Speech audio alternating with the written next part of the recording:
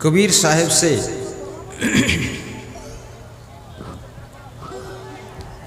किसी भक्त ने प्रश्न पूछा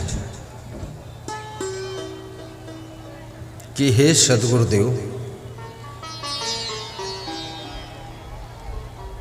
इस संसार में मनुष्य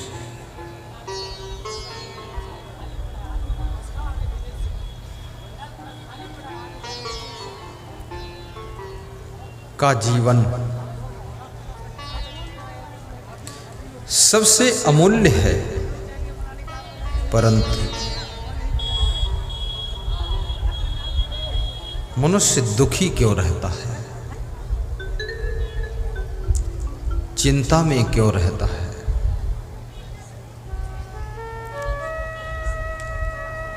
परेशान क्यों रहता है। लाखों लोगों में आप किसी बिरले को पाएंगे जो परेशान ना हो। दुख क्यों है?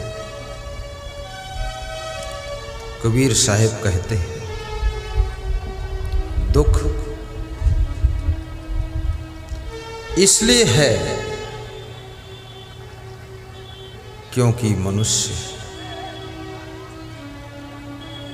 की दृष्टि में दोष है।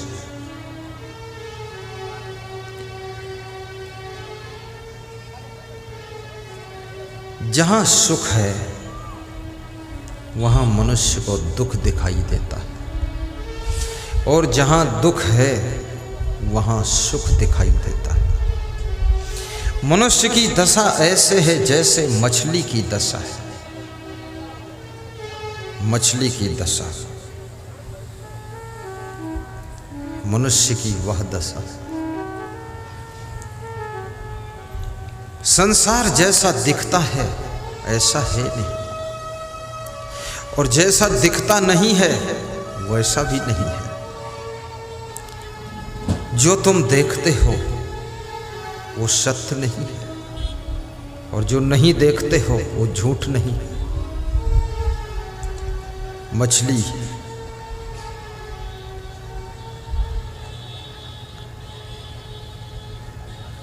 मारने वाले लोग कांटा के ऊपर आटा लगा देते हैं। अब मछली को कांटा नहीं दिखता है, आटा दिखता है। आगे कोई महिलाएं मत आए, नजर में टकराएगी नजर। निकल जाओ फटाक से, जल्दी निकल जाओ, रियायत नहीं। यहां कोई घुस के मत बैठे। पुलिस जवान भी कंट्रोल रखे। गुरुजी के निकट ज़्यादा बैठने थे, आंखों में चोट लग जाती है। साहिब बंद पूरा देखना है। मछली को आटा दिखता है, लेकिन आटा के भीतर छुपा हुआ कांटा नहीं दिखता है। और मछली आटा खाती है, कांटा नहीं खाती, आटा खाती है। लेकिन आटा के साथ में कांटा भी खा लेती है। और ज्यों ही आटा को मुंह में रखती है त्यों ही मछली के मुख के अंदर वो कांटा चुभ जाता है। मछली भी बहुत असमंजस में पड़ जाती है कि ये क्या हुआ, ये आटा दिख रहा तो ये कांटा कहां से आ गया। तुम्हारा हाल भी ऐसा ही है। तुमको संसार में सुख दिखता है, लेकिन सुख के भीतर छिपा हुआ दुख का कांटा नहीं दिखाई देता।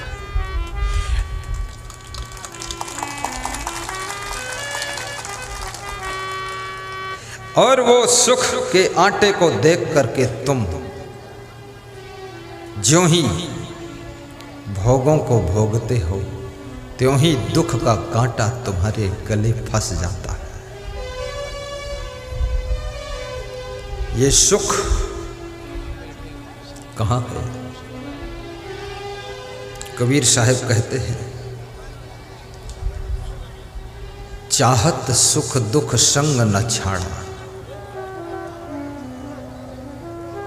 पीछे से आगे मत आने दे। कृपया कंट्रोल करें, नहीं तो सत्संग बिगड़ेगा। यहाँ हर समय कोई चलता फिरता रहेगा तो डिस्टर्ब होगा। ध्यान दें, पीछे वाले किसी महिला को आगे मत आने दें। वहाँ कोई खड़े हो जाओ जाकर। गणेश वहाँ चले जाओ, तुम आने ही मत देना इधर, यहाँ जगह नहीं है। साहिब बंद कोई यहाँ देखिए, प्रसाद भी मत लाओ बाद को, दक्षिणा भी मत दो बाद को, कोई फल फ्रूट यहाँ लेकर मत आओ बाद को।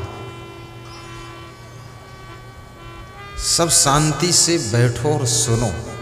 ये सब फल फूल दान दक्षिणा बाद को। कम से कम जिस गाय की सेवा करते हो उसका दूध तो दुहो। तो जिस गुरु की सेवा कर रहे हो उसकी अमृत वाणी तो सुनो, अमृत वाणी तो सुनो। बस बैठो, प्रेम से बैठो, माता लो और खिसक जाओ, मुंह दिखाई दे, दर्शन कर सको, खिसको। हाँ डरो मत, अब अंदर में हो, ठीक है। बस बैठो, बैठा रहा चुपचाप। साहिब बंदगी।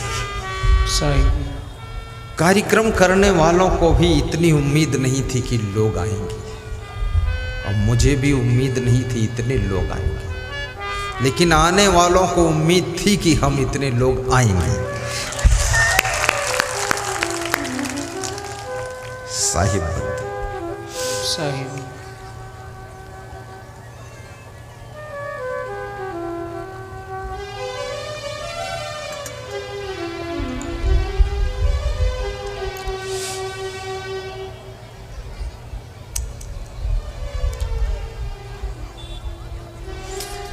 जब मनुष्य के जीवन में दुख आता है तो मनुष्य दुख में घबरा जाता है, और घबराने से दुख कम नहीं होता है, घबराने से दुख और प्रभावशाली हो जाता है। ऐसा कोई मनुष्य नहीं है जिसके जीवन में समस्या ना हो और दुख ना हो। इंसान की बात छोड़ो, भगवान के जीवन में भी समस्या और दुख था, लेकिन भगवान कभी घबराते नहीं थे। जो दुख में घबराता नहीं है, जिसका धैर्य टूटता नहीं है, दुख में जिसका साहस कम नहीं होता है, जिसकी हंसी खुशी मुस्कान दुख के आने पर भी कम नहीं होती है, उसके अंदर राम भगवान और कृष्ण भगवान का प्रभाव होता है।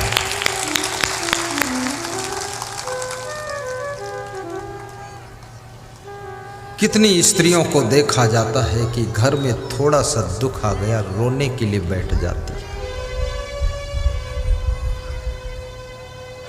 छोटे छोटे दुख में रोया ना करो।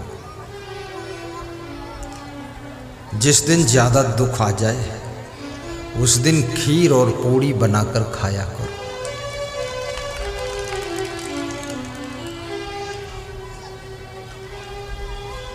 दुख में मत घबराना पंछी, यह जग दुख का मेला है।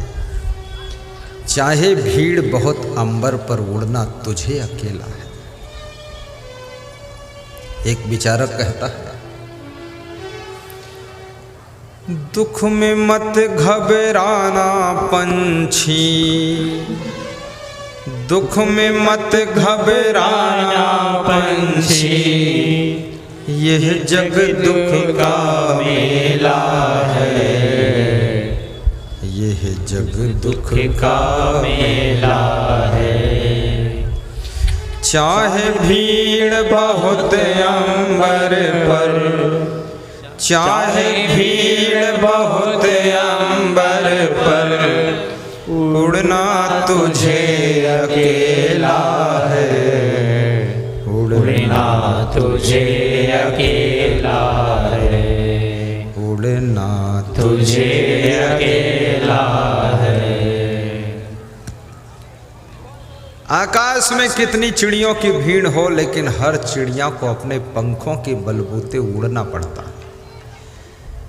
तुम्हारे परिवार में कितने ही सदस्य हों, कितने रिश्तेदार हों, कितने मिलने वाले मित्र हों, लेकिन जब शरीर में कोई बीमारी का दुख आता है तो उसका दर्द अकेले ही झेलना पड़ता है। इसलिए मैं निवेदन करूंगा, परिवार के मोह में, मित्रों के प्रेम में और रिश्तेदारों के स्नेह में और दुश्मनों के चक्कर में अपने शरीर के स्वास्थ्य को बिगड़ने मत देना। परिवार से भी थोड़ा समय निकालिए, रिश्तेदारों से भी थोड़ा टाइम बचाइए, मित्रों से भी समय बचाइए और दुश्मनों के लफड़े से भी समय बचाइए। और कम से कम 1 घंटा इस शरीर को स्वस्थ रखने के लिए व्यायाम कीजिए, प्राणायाम कीजिए और हंसी और मुस्कुरा दीजिए। महिलाओं को प्राणायाम व्यायाम की बहुत ज़्यादा ज़रूरत है, क्योंकि महिलाओं का काम अधिकतर मशीनों ने छीन लिया है। पहले स्त्रियां धान कूटती थी मूसल से, अब धान कूटने का काम तो मशीन कर रही है और द्वार द्वार पर मशीन आ जाती, कूट देती है। अब ये स्त्रियां धान कूटने को नहीं पाती तो क्या कूटे, तो कितनी स्त्रियां तो अपने बच्चों को कूट देती हैं।